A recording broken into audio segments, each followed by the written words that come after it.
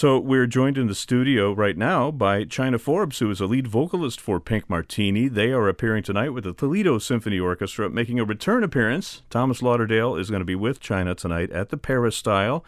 That's at the Toledo Museum of Art, 8 o'clock p.m. with the Toledo Symphony. You can still order tickets, 419-246-8000. You can go online to toledosymphony.com. And if you'd rather just show up at the door, you can pick up tickets there as well. I hear that tickets are selling well today. So if you want to get ahead of the curve, you can call the box office again, 419-246-8000. China Forbes, welcome to FM 91. Thank you. Thanks for having me. Thanks for stopping in here on this rainy day. I guess maybe you feel right fault. At home. I think that Pink Martini brought the rain from Portland. From Portland. A Portland-based band, we should say, for people who don't know. Portland, Oregon. Yes, not Portland, Maine. Nope. Two very different things. Although we love Portland, Maine. They have kind of similar weather sometimes. Yeah. From a little what bit I've colder in Maine. But. Just a tad bit. Well, you should feel right at home here. Yes. Now, tell us a little bit about Pink Martini and your early connection with it. You and Thomas Lauderdale knew each other at Harvard, right? Yes, You were classmates there? We were in the same class. We met. We knew about each other freshman year because I would always see him running around Harvard Yard in knickers and knee socks, and I thought, really, who is that? But he saw me. This was back in the 1700s, right? Yes. When you John were Harvard and Thomas Lauderdale were having meetings. And I was in a production of Evita right off the bat as a freshman, and I sang the beautiful song Another Suitcase in Another Hall, and he saw that. So he knew that I sang. And then when we moved to our sophomore dormitory, Adam's house, we were instant friends, and he asked me, what do you want to sing? I want to accompany you. And I said, I want to sing Puccini arias. And he said, okay. And he went and got all of my favorite arias from the library, and he would stay up till 3 a.m. accompanying me in the dark in the echoey lower common room of our dorm. It sounds so gothic. It was gothic. Puccini really at 3 gothic. a.m. in the dark. And a gothic building, too. Yeah. And did that set the tone for your musical relationship? Puccini in the Dark. Yes, that's the name of my memoir.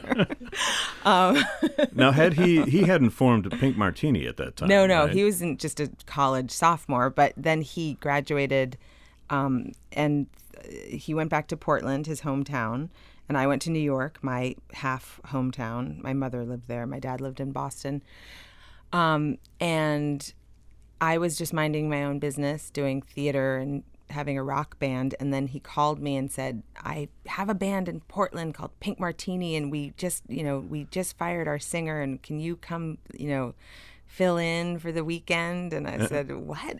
Where's Portland? I don't even understand what's Portland, happening. Maine? Yeah, I was like, Portland? And so he said, I'll pay you a lot. I was like, okay. I was an actress at the time, so he tempted me with cash. And I flew out. I learned the songs on the plane, listening to a cassette tape. Wow. Now you're dating it. I know. and I did the 4 shows that weekend and flew home. And then the next month he lured me back with more cash. Yeah. So and cash has been flowing ever since, right? Yeah. He didn't actually have the cash. He put himself into debt. Bringing me out, but I didn't know that. It was an investment, yes, as we say. Investing towards the future. Mm-hmm. Yeah. And then when did you start singing with them regularly? So it was about a 3-year process of commuting, and I got a lot of frequent flyer miles out of that. And then my dad got cancer, and he had pancreatic cancer, and he died within 6 months. So I actually kind of dropped everything, and I was with him in Cambridge during that time. And then when he died, Pink Martini had already released the first album. It was doing well. I had kind of dropped everything I was doing in New York, and I just felt like I wanted a change. Yeah. And my dad was no longer in Cambridge to sort of hold me on the East Coast. Right. So I moved to Portland in 98. Wow. And you've been with them for all this time yes. Now, earlier in our little 3 o'clock shuffle today, I began by playing a song that a lot of folks know. They don't necessarily know it in the version that you sing it in, but it's one of those songs that has always kind of creeped me out. It just Our version from creeps its you Alfred out. Hitchcock pedigree, right? Right. With Doris Day and Que Sera Yeah. in that Hitchcock film. It's a little creepy there, but your version is just nightmarish, and I Yes. wonder if you can tell us a little bit about that. I can. Okay, so Thomas always felt like the song was too cheerful, the song Que Sera Sera, because Doris Day is trying to find her kidnapped son, and why would she be so cheerful, while Yeah. singing Que Sera Sera? I mean, she was trying to be a mother singing a lullaby and hoping to find her son, so I understand it, but he didn't like that, and so he put it in a minor key, and to add to the creepiness, when we recorded it, I was suffering from the Shandong virus. That's what everyone in Portland called it. You just It was made like- that up. Come on. It was like this That's 45 not a day, real thing. It was a 45-day virus. And so I was lying down on a sofa, and they just brought the microphone up to my face, and I sang the song. Wow. So I sound like I've been bled. It's very Greta Garbo-ish. Yes. You kind of just laid back on the couch, and I could see in a long flowing gown, Duval, wasting away, kind of like Me, or maybe some other Puccini heroine, at the very end, just getting out the last breath, curling smoke in the air. very spooky. Yeah. Well, it certainly made a wonderful effect. I mean, it's always a thing. If you want to recapture that, you just have to get sick again. Right. And lay down. Thomas record could next sing time. it today. That's so interesting. Well, it's serendipity, I think. But is. now, how does you have an interest in opera, and we talked about this before we got on the air. You have an interest in opera and in Puccini. You mentioned you were singing, your favorite Puccini songs with Tom Lauderdale back in the early days. How did that interest in opera come to you? And then I want to ask you a little bit about how the two genres kind of intermingle in your life and your Okay. art. Well, it came to me when I was 15 because I saw the movie A Room with a View. Oh yeah. And the soundtrack is all of those beautiful Puccini arias, and the movie is so romantic, and the hormones were raging. So I was just I was obsessed with the movie. I had the album, the LP, and I listened to it in my dorm room, and it would just cry listening to it. And I decided that I wanted to sing opera, so I studied Italian in preparation for that, and then I actually went to Italy and was a mother's helper in Rome during college, and kept thinking I'm gonna sing opera, but I never actually studied voice. I'm a self-taught singer, and I didn't really pursue opera. It was just something I loved, and I didn't even go to see that many operas, and I don't know much about opera. I love soprano arias. Yeah. Whether I'm a soprano or not. So I've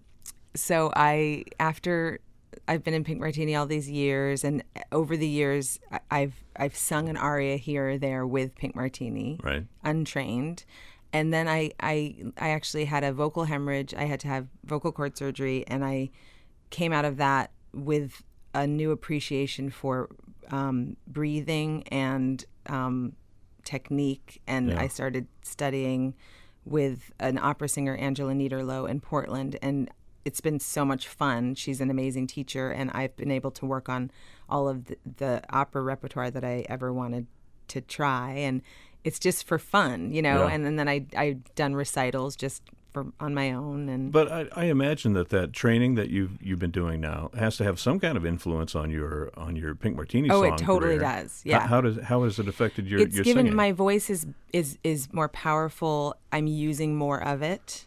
So people, it's not like I have a different voice, but it's just that I'm accessing more of the voice than I used to, and I just feel so much more in control. Like before, I felt like some days it's good, some days it's bad. I don't know why. I don't really know how to harness it. And now I feel like I'm just driving it more and summoning just more depth from my voice. And it's complicated because I didn't really. The reason I kind of made fun of not studying opera, but the reason I didn't study voice at all is because I don't like the sound of a trained voice necessarily, especially in pop music. And it's always sort of grates against me when it sounds like I can hear the training. Right. Like I know why they're doing that because someone told them to, because it's a technique that helps you or whatever. So I just bristled at that so much. But now, because I've been doing this for so long, I can now study and not fall into that trap of sounding like everybody else or sounding like a canned voice. Well, and that kind of study, even though it's formal in a certain sense, can help you find your own voice, can help you find your personal way, yes, which isn't necessarily, a cookie cutter recipe for every singer that comes out there. And I think if you start too young and you don't have a good teacher, it's very dangerous. You can fall down the wrong well, as it Yeah. were. We're talking with China Forbes, who is the lead vocalist of Pink Martini. China and Thomas Lauderdale are performing tonight with Toledo Museum of Art Peristyle and with other members of Pink Martini, too. Some with Toledo connections, and we'll talk about that in just a minute. But you mentioned you studied Italian, and you obviously have some experience in other languages because you sing in so many different languages. Before I knew that you were interested in opera, I looked at all the things that you sang as a singer with Pink Martini, and I thought, gosh, it's like an opera career. You have to learn all of these languages. Right. I mean, has that been a challenge for you, or do you kind of thrive on learning new things like that? I do thrive on challenge and learning new things. I mean, it's been a gradual process. I speak French. I speak some Italian. So when I sing Spanish, it's very natural for me. But then it was Portuguese that's harder, Greek, Japanese, Arabic, Turkish, Wow. German. All of that is definitely more challenging. But I have a special technique, which is I learn the song with a native speaker coaching me. And then when I'm on stage, I pretend that I'm just a little bit tipsy. And it all blends together and sort of makes it sound very authentic. Well, that's how people actually become fluent in languages. More like. you go to the country, you can study it all you want, but until you have your first drink, you don't really know what you're doing. Exactly. When it comes to a foreign language. The twist is I don't actually drink, but I just pretend. Just for your art. Yes. Well, let's listen to a song, and this is in German. It's a song called Ich dich liebe, which I'm used to it being Ich liebe dich, or I love you. That's because you're used to the correct grammar. Okay. So why is it Ich dich liebe? Nobody knows. Maybe it's because in the movie, Mamie Van Doren sings the song, and she's probably just an American messing up German. Yeah. Maybe she had a one drink too many. Yeah. It's in a saloon. The Yoda it's a German Western. there. Yes. Can you tell us a little bit about it before we play it? Sure. So this is a song from a German Western called Freddie and the Song of the Prairie, and it stars Mamie Van Doren, who is the blonde sex symbol after Marilyn Monroe and Jane Mansfield. I guess she was the third most famous blonde, and she's just very... It's funny, the scene, if you look at it on YouTube, she's just standing in a saloon surrounded by German cowboys in a green dress singing it could happen. This song. China Forbes and Pink Martini. This is Ich dich liebe on FM 91.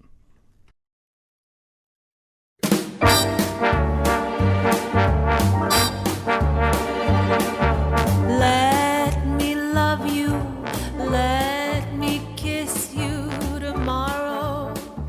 You're gone.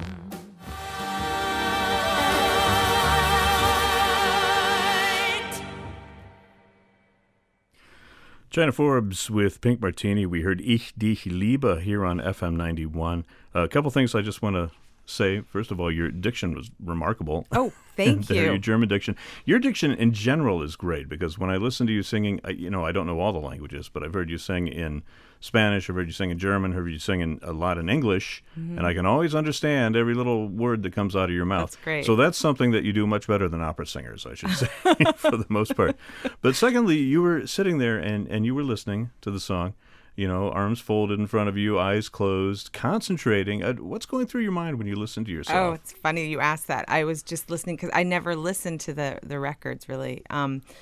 We recorded that several years ago now, and I sing it totally differently now. I think I even sing different lyrics. It's sort of like the game of telephone. Over the years, things morph into a completely different version, and I sing it differently. So Really? I'm just thinking like, wow, I sang it that way then, and now I sing it this way. Interesting. Yeah. Are you going to sing that on the concert tonight? Yes. Okay, great. Speaking of the program tonight, it's with the Toledo Symphony, so this is, a little bit more than what you normally do with Pink Martini. I mean, is the symphony playing with these songs, or are you doing the songs separately, or how does that work? They play with us. So we perform with symphony orchestras a lot, and we have orchestrations for all of these songs. So it just gets bigger. Yeah, and you have some Toledo connections here. Kelly Broadway is going to join you tonight. Kelly is somebody that the Toledo audiences certainly know. But she has a connection to Thomas Lauderdale and to you from a long time ago, but you haven't really indirect connection to you. Kelly sang with Pink Martini in the early days when there was an original singer, and then she was no longer singing, and then I got involved, and then I lived in New York, and then they looked for people in Portland, and Kelly lived in Portland, and so she was one of the singers during that time. Oh, okay. So then you're having this little reunion then, I guess, yes. tonight. Yes. And your guitarist is from Toledo? Yes, Dan Fanley. And also your cellist teaches down at Miami University. I mean, you Yes. may as well And move to they're Toledo, married. right? Oh, okay. The cellist and the guitarist. That explains it. Yeah. Well, in fact, we may as well move here. It's Yes. true. I'm sure It'd that be a nobody lot will more complain about that. What else is going to be on the program tonight that you're going to talk about? Let's see. Do you switch it up as you go along, or do you do the same program with symphony orchestras, or do you kind We of... switch it up a bit, but it's generally fairly consistent. There's certain songs that we always play. Yeah. That it's non-negotiable. What's the song that you've been doing the longest with them? Well, that you- Amato Mio, Yeah. because that was one of the I learned that on the plane on the cassette tape that I was talking about. Oh, okay. And I've been doing it ever since. So that was 1995. Yeah. But then the song we wrote, Sympathique, Je ne veux pas travailler, which is our most famous song, our biggest Your French hit. is really good, too. Thank you. My great-grandmother was French, so Yeah. I have it in my blood. Right. But so that is, we wrote that about a year later, and we've been doing that ever since. You and Thomas. And the wrote- band. and the band. Thomas and I wrote it, but Okay. the band has been doing it. Yeah. Okay. And Donde Estás Yolanda? We've been doing that since the very beginning. Right. And those are all three always on the set list. That's great. Now you're in the. Are you in the middle of your tour now? This is kind of a whirlwind 3-week We're almost tour. done with our tour. We have Yeah. Chicago tomorrow, and then Savannah, and then we're done. Okay, but I saw it on your calendar now.